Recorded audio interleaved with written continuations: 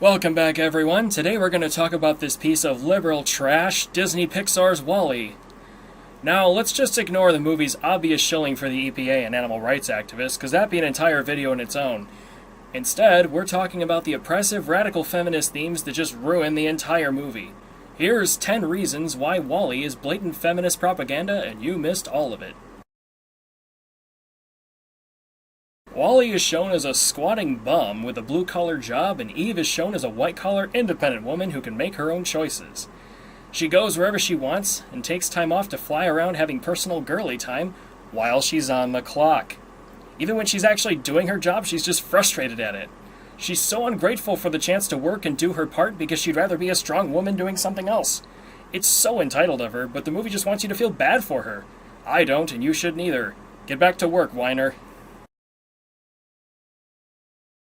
WALL-E's cluelessness about this bra just shows how clueless he is about women, and how he can't even begin to understand the immeasurable complexity of the female reproductive system. Female lives are so much more complex than ours, guys. Look how emotional Eve gets when things don't go her way. Men just wouldn't understand. Eve comes from a place of privilege in her fancy spaceship as an attempted reversal of so-called male privilege. But it falls flat on its face because Eve didn't even earn her privilege, so she's not any better of a person than WALL-E. It's sad to see how hard these movies try to hammer their agenda into our heads. They'll even contradict themselves to do it. Can you believe this? The whole time WALL-E is following Eve, she's doing her job, but he's not doing his, just to show how pathetically sex-obsessed men are. You know, just as a little jab from the movie makers towards men. They didn't think anyone would notice. Pathetic. Eve is just so much more powerful than WALL-E, she starts to destroy his home just by enjoying herself a little. Remember, guys, women are so much more powerful than men. If they even flex a little bit, they'll destroy obstacles that would contain any man. Men are so pathetic, right, guys? Feel free to slap them around a little bit. If you feel you should, you go right ahead. WALL-E has no real weapons, which is clearly a slight against the NRA, but that video basically writes itself. Eve has a weapon, yes, but she's a woman, so she can be trusted with it because she's not a man. This movie is just disgusting. WALL-E is shown over and over to be incompetent in the modern world, while Eve has to be the one to show him how to interact with even basic utilities.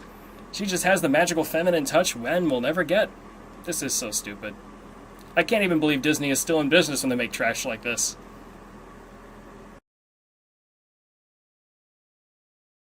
I know, honey. Men. Wow.